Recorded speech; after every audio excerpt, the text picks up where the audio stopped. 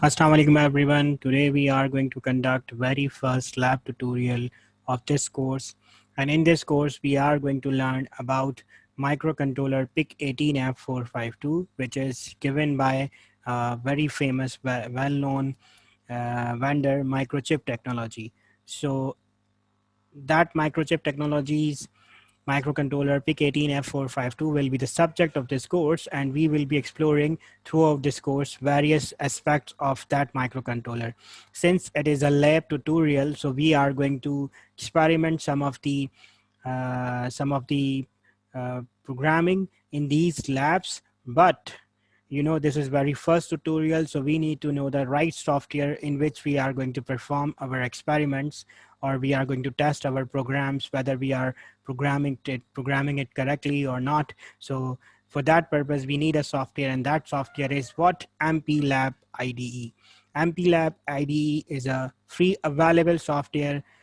You can download it from the website of Microchip Technology. Link will be given in the description of this video, and the software name is MPLAB IDE. So let's click on it just to explore how it looks like.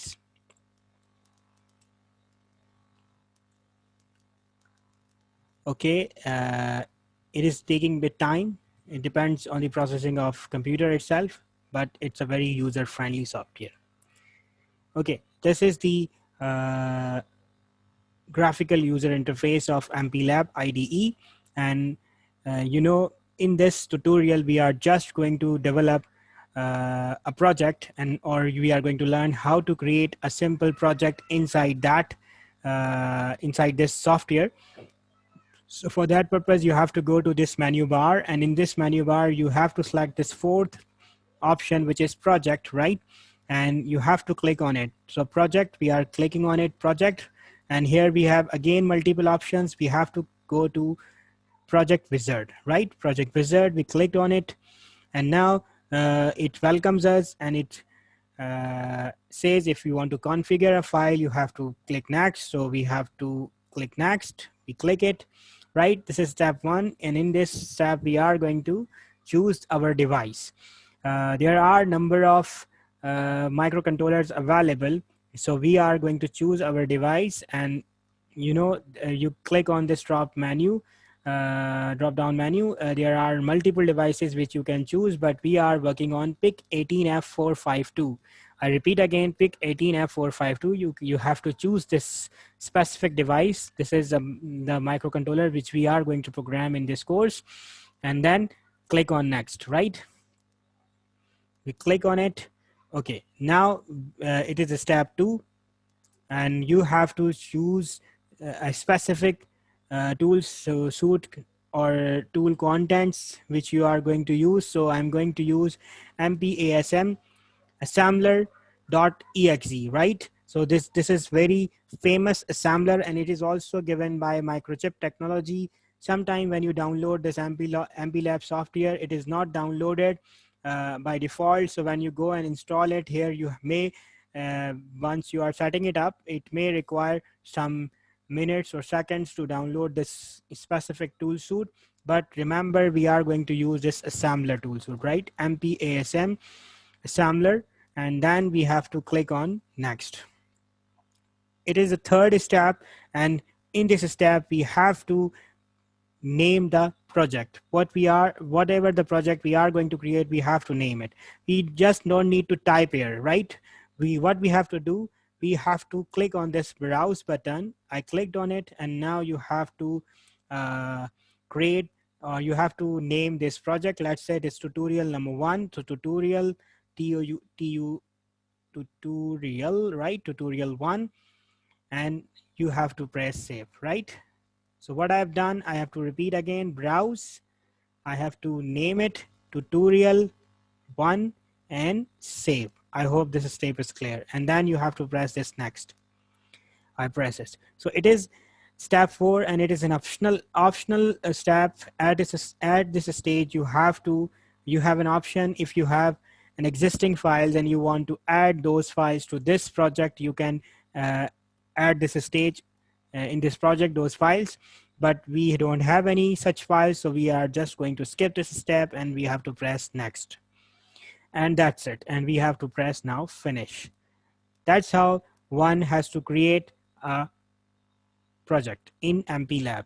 But we have created MPLAB project, but now next thing we have to create a source file in it. What is a source file? A source file is a file which is given or which is written by a programmer, which is used by the device. And in this specific course, we are going to program it. So we are going to write a file which will be called a source file, and that source file will be used by our device, which is PIC18F452. So how to add a source file here? For this purpose, again, this is a menu bar, right? This is a menu bar, and in this menu bar, you have to go to this project. I click on project, and here again, we have multiple options. And now from the bottom, if you see, number 5 is add new file to this project. So with this option, we have to choose add new file to this project. I have to click here. I clicked on it, right? And here we have multiple files available, so you have to name it. Okay, this is again tutorial. You can also use the same file name, but I'm using just tutorial, right? tutorial1.asm. Why asm? Because whatever the code we are going to write in this source file will be assembly language programming, because the sole purpose of this course to let you know about assembly language programming of microcontroller or microprocessor. So we will be starting in assembly language programming, and later on we will be switching towards C programming. But in a start, we will be using very basic assembly language programming, which is assembly. So the extension will be .asm. You can see it .asm, right? So tutorial1, it is the name of the file. One can use any other, one do not need to think that, okay, the project name was tutorial1, so file name has to be tutorial1. No, you can choose another name. For example, it could be tutorial lab 1, right? So you can choose any name, right? Or I can simply say lab 1, right? Whatever the file name you want to choose. So I'm going to choose tutorial, let's say tutorial lab, okay, 1.asm. .asm is important step that you have to do anyway, right? So save it here. And now we have this window, and this name is tutorial lab1.asm, which is our source file. And you can also check in this source file section.